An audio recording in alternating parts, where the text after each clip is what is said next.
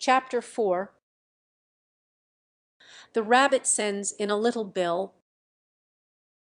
It was the white rabbit, trotting slowly back again, and looking anxiously about as it went, as if it had lost something. And she heard it muttering to itself, the Duchess.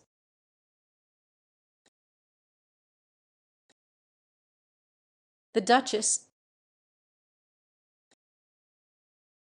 Oh, my dear paws. Oh, my fur and whiskers. She'll get me executed, as sure as ferrets are ferrets. Where can I have dropped them, I wonder? Alice guessed in a moment that it was looking for the fan and the pair of white kid gloves, and she very good-naturedly began hunting about for them, but they were nowhere to be seen. Everything seemed to have changed since her swim in the pool, and the great hall, with the glass stable and the little door, had vanished completely. Very soon the rabbit noticed Alice as she went hunting about, and called out to her in an angry tone, "Why, Marianne, what are you doing out here? Run home this moment, and fetch me a pair of gloves and a fan. Quick, now!" And Alice was so much frightened that she ran off at once in the direction it pointed to, without trying to explain the mistake it had made. "He took me for his housemaid," she said to herself as she ran. "How surprised he'll be when he finds out who I am. But I'd better take him his fan and gloves, that is, if I can find them." As she said this, she came upon a neat little house, on the door of which was a bright brass plate with the name W. Rabbit engraved upon it. She went in without knocking, and hurried upstairs, in great fear lest she should meet the real Marianne, and be turned out of the house before she had found the fan and gloves. "How queer it seems," Alice said to herself, "to be going messages for a rabbit. I suppose Dinah'll be sending me on messages next." And she began fancying the sort of thing that would happen. "Miss Alice,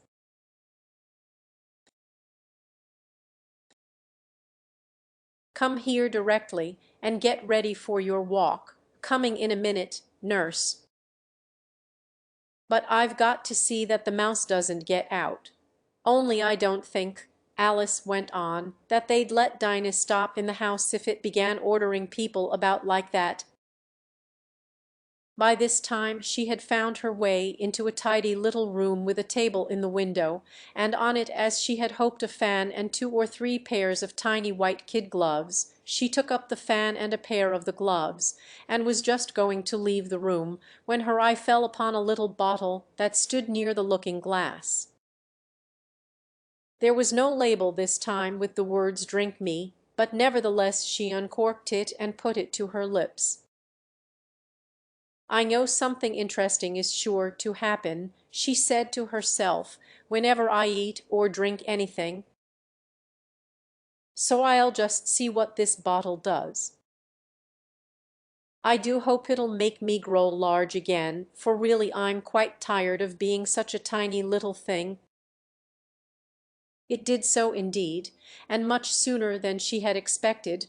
Before she had drunk half the bottle, she found her head pressing against the ceiling, and had to stoop to save her neck from being broken. She hastily put down the bottle, saying to herself, "That's quite enough. I hope I shan't grow any more as it is. I can't get out at the door. I do wish I hadn't drunk quite so much." Alas! It was too late to wish that. She went on growing and growing, and very soon had to kneel down on the floor. In another minute there was not even room for this, and she tried the effect of lying down with one elbow against the door, and the other arm curled round her head. Still she went on growing, and, as a last resource, she put one arm out of the window, and one foot up the chimney, and said to herself, "Now I can do no more, whatever happens. What will become of me?" Luckily for Alice, the little magic bottle had now had its full effect, and she grew no larger. Still it was very uncomfortable, and, as there seemed to be no sort of chance of her ever getting out of the room again, no wonder she felt unhappy. It was much pleasanter at home, thought poor Alice, when one wasn't always growing larger and smaller, and being ordered about by mice and rabbits. "I almost wish I hadn't gone down that rabbit hole, and yet it's rather curious, you know, this sort of life. I do wonder what can have happened to me. When I used to read fairy tales, I fancied that kind of thing never happened, and now here I am in the middle of one. There ought to be a book written about me, that there ought. And when I grow up, I'll write one, but I'm grown up now," she added in a sorrowful tone. "At least there's no room to grow up any more here. But then," thought Alice, "shall I never get any older than I am now? That'll be a comfort. One wain't ever to be an old woman, but then always to have lessons to learn. Oh, I shouldn't like that. Oh, you foolish Alice," she answered herself. "How can you learn lessons in here? Why, there's hardly room for you, and no room at all for any lesson books." And so she went on, taking first one side and then the other, and making quite a conversation of it altogether. But after a few minutes she heard a voice outside, and stopped to listen. "Marianne, Marianne," said the voice. "Fetch me my gloves this moment." Then came a little pattering of feet on the stairs. Alice knew it was the rabbit coming to look for her, and she trembled till she shook the house, quite forgetting that she was now about 1,000 times as large as the rabbit, and had no reason to be afraid of it. Presently the rabbit came up to the door, and tried to open it, but as the door opened inwards, and Alice's elbow was pressed hard against it, that attempt proved a failure. Alice heard it say to itself, "Then I'll go round and get in at the window." "That you won't," thought Alice, and after waiting till she fancied she heard the rabbit just under the window, she suddenly spread out her hand, and made a snatch in the air. She did not get hold of anything, but she heard a little shriek and a fall, and a crash of broken glass, from which she concluded that it was just possible it had fallen into a cucumber frame, or something of the sort. Next came an angry voice. The rabbit spat. "Pat, where are you?" And then a voice she had never heard before. "Sure, then I'm here." "Digging for apples, your honor." "Digging for apples, indeed," said the rabbit angrily. "Here." "Come and help me out of this." Sounds of more broken glass. "Now tell me, Pat, what's that in the window?" "Sure, it's an arm, your honor." He pronounced it arum. "An arm, you goose. Who ever saw one that size? Why, it fills the whole window." "Sure it does, your honor, but it's an arm for all that." "Well, it's got no business there, at any rate. Go and take it away." There was a long silence after this, and Alice could only hear whispers now and then, such as, "Sure, I don't like it, your Hunter, at all, at all." "Do as I tell you, you coward." And at last she spread out her hand again and made another snatch in the air. This time there were two little shrieks, and more sounds of broken glass. What a number of cucumber frames there must be, thought Alice. I wonder what they'll do next. As for pulling me out of the window, I only wish they could. I'm sure I don't want to stay in here any longer. She waited for some time without hearing anything more. At last came a rumbling of little cartwheels, and the sound of a good many voices all talking together. She made out the words, "Where's the other ladder?" "Why, I hadn't to bring but one." "Bill's got the other, Bill."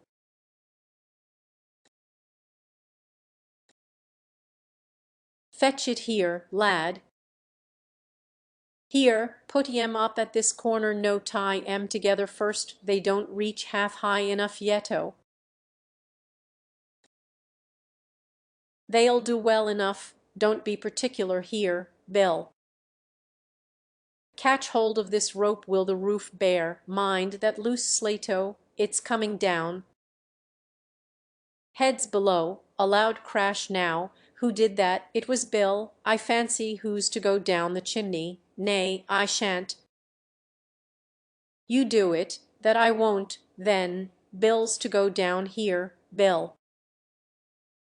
"The master says you're to go down the chimney." "Oh."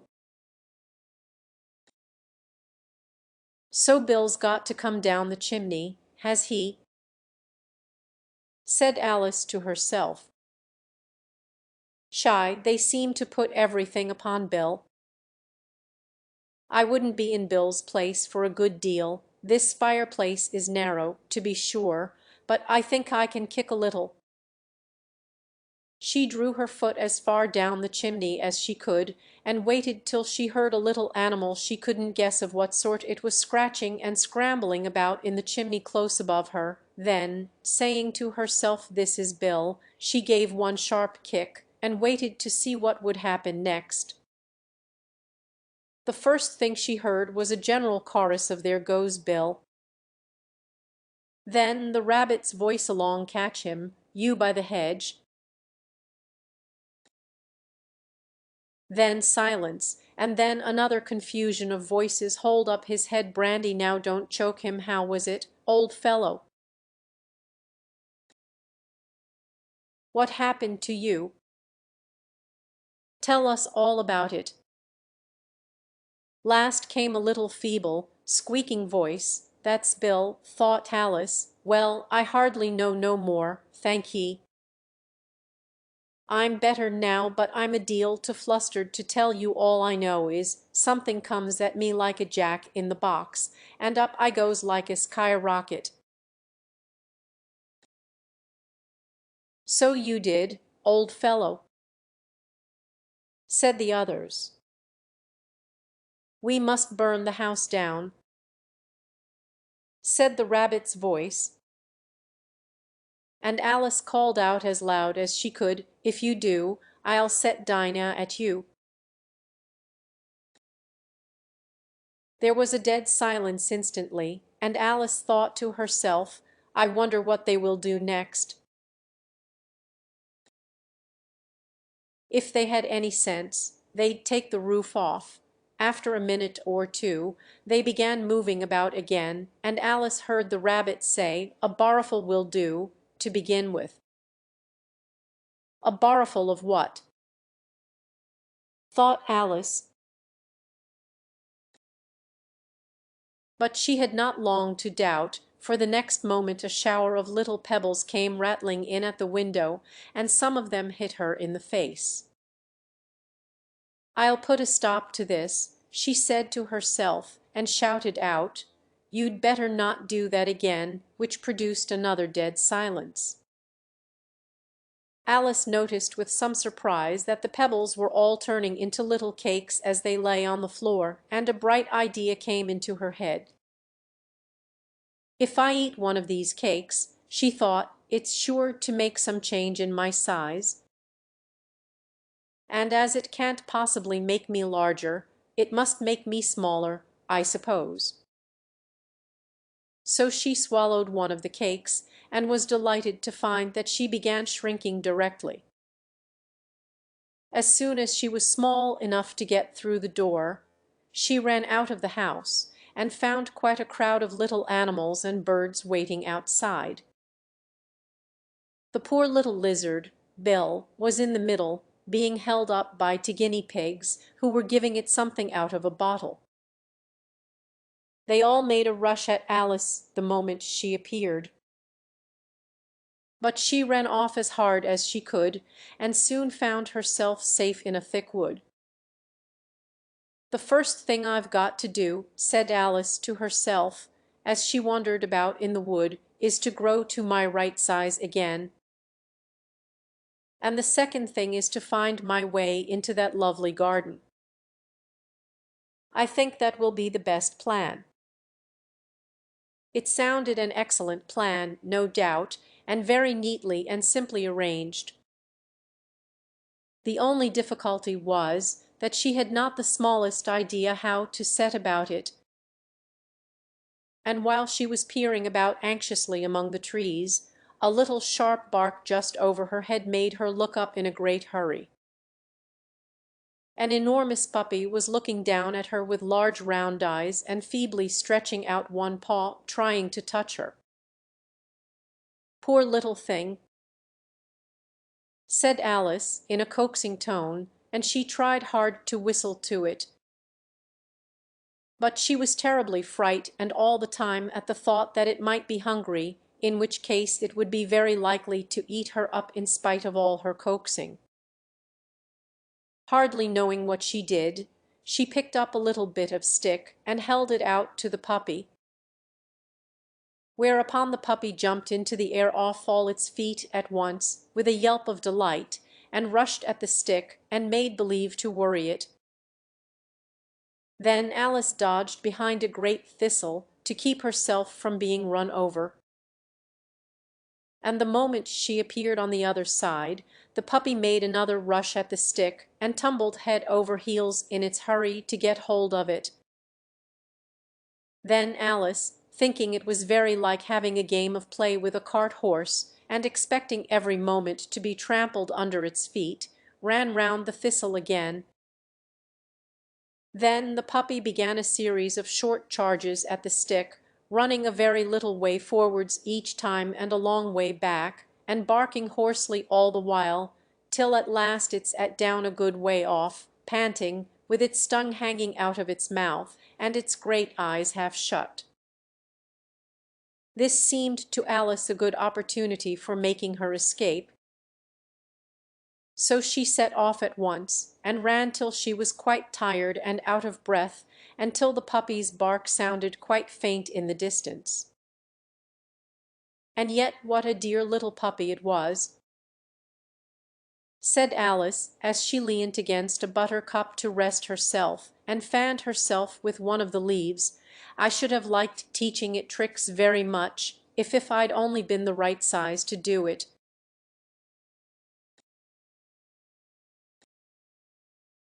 Oh dear, I'd nearly forgotten that I've got to grow up again. Let me see, how is it to be managed? I suppose I ought to eat or drink something or other, but the great question is, what?" The great question certainly was, what? Alice looked all round her at the flowers and the blades of grass, but she did not see anything that looked like the right thing to eat or drink under the circumstances.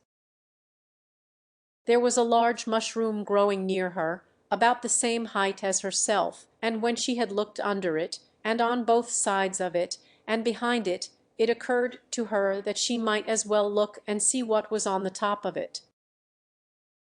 She stretched herself up on tiptoe and peeped over the edge of the mushroom, and her eyes immediately met those of a large blue caterpillar that was sitting on the top with its arms folded, quietly smoking a long hookah, and taking not the smallest notice of her or of anything else.